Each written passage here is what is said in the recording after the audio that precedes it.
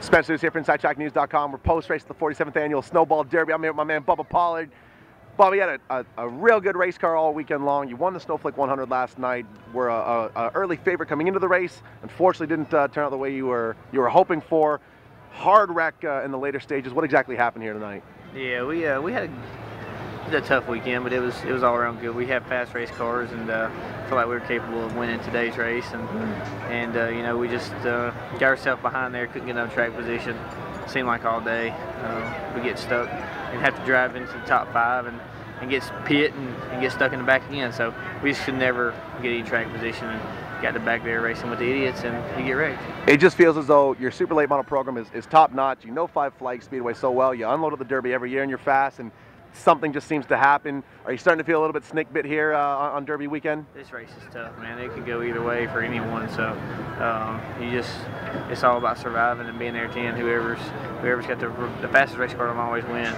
But the person who survives at the end of the day wins the race. So it's a tough race to win, a tough race to conquer, and you know, we'll keep coming back and try it again. I think the story out of Friday night was how close the top 20 really were. You know, a couple tenths of a second separating the first from 40-something, I think. And was this really one of the stronger fields you've seen personally at the Derby in recent memory? Yeah, there's a lot stronger field here this year than what I felt in the past couple of years, and you know, not many cars went a lap down. A lot of guys on the lead lap, which made for some good racing, hard racing, and I think that's why you've seen some of the things you did at the end.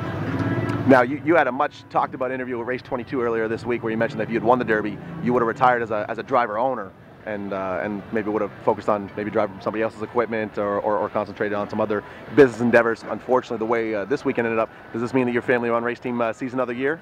Yeah, we might. We'll see how it goes. We got some plans for next year.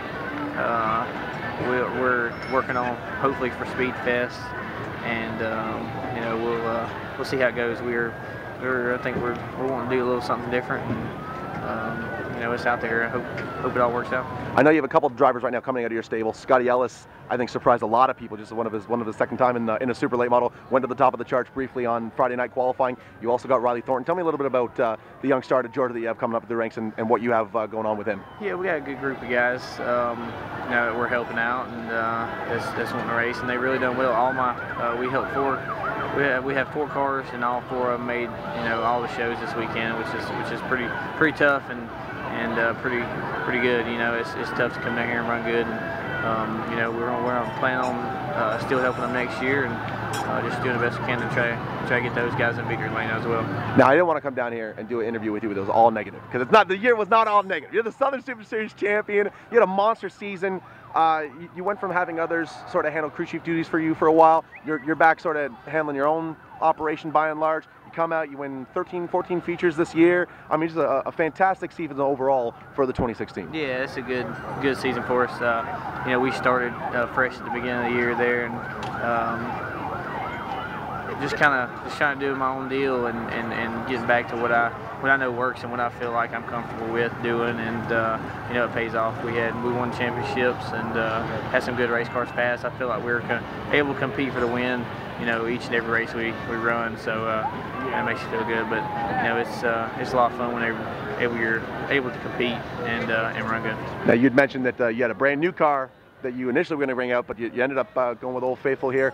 It's a little bit tweaked up, so you're off season now. It's about what? We got 2 months before we go to Watermelon Capital. Yeah, we don't have long. So what car are we going to take to Speed Fest now? Are we think we're gonna put this one back together, or you might have to give the new one a try? We might throw this one away. It's hurt pretty good, but you know, we may put it back together and try it. But you know, like I said, we got a couple of different new things happening for 2015. Hopefully we can announce this pretty soon, and we're looking forward to it, really. None of this happens with the people behind the scenes. Go ahead and thank the folks that made this weekend work. Just all my guys, they put a lot of work in this deal, and JX Performance, Racing Radios, Hammer Engines, 5-Star Bodies, just all those guys, you know, that make this possible for me. Couldn't do it without them. What's the Twitter account? Bubba Pollard 26. Go follow Bubba Pollard on Twitter. Bubba, thanks for the time, my man, and we'll see you at Watermelon Capital at the end of January.